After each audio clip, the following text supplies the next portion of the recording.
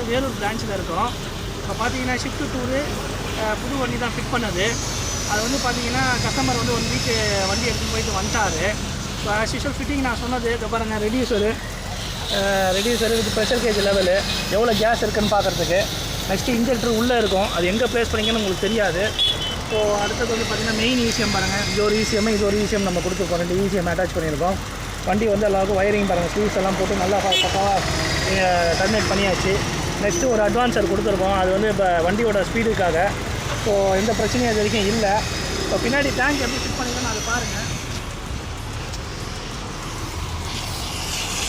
இதுதான் வந்து shift tour எஸ்ஸோட வண்டி பார்த்துங்க, எல்லோ போர்டு கஸ்டமரு.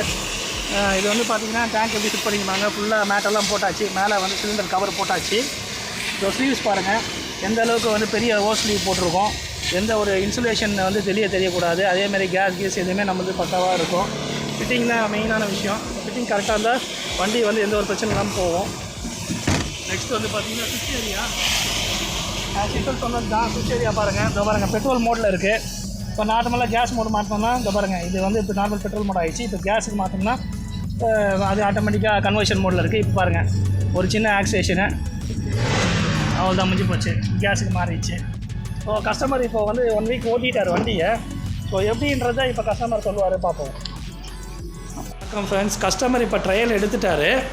இப்போ கஸ்டமர் வந்து ட்ரையல் எடுத்துகிட்டு என்ன எப்படி ஃபீல் பண்ணுறாரு வண்டியிலன்றது இப்போ சொல்கிறாரு. சொல்லுங்கள் சார், எப்படி ஃபீல் பண்ணீங்க வண்டி ஓட்டினதில்? நல்லா தான் இருக்குது. சிஎன்ஜிக்கும் ஆமாம், பெட்ரோலுக்கும் எந்த ஒரு டிஃப்ரெண்ட்டும் தெரியல. ஹை ஸ்பீடில் போகும்போது எதனா அந்த வைப்ரேஷன் சொன்னீங்க, எதுவும் இல்லை.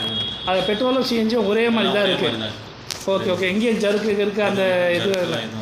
ஓட்டும் போது அதுக்கப்புறம் கியர் ஷிஃப்ட் பண்ணும்போது எதனா இஷ்யூ இருந்துச்சுன்னா வண்டி அதெல்லாம் அந்த லேகிங்ன்றது இல்லை, அந்த புல்லிங் கரெக்டாக இருக்குது.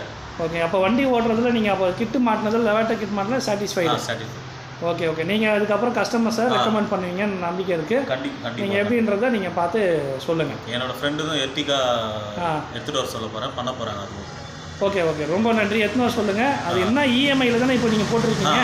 ஸோ இஎம்ஐ தான், அவருக்கும் இஎம்ஐ தான். ஸோ இஎம்ஐ வந்து நம்ம தான் பண்ணுறோம், ஏஜிஎன்டிக்காரங்க நம்ம தான் ரெக்கமெண்ட் பண்ணுறாங்க இஎம்ஐக்காக. ஸோ வந்து இப்போ பேமெண்ட்டும் கரெக்டாக இருக்கும், அதே சமயம் ஃபிட்டிங்கும் கரெக்டாக இருக்கும். நீங்கள் சாட்டிஸ்ஃபைடு, ஹாப்பி. தேங்க்யூ, ரொம்ப நன்றி.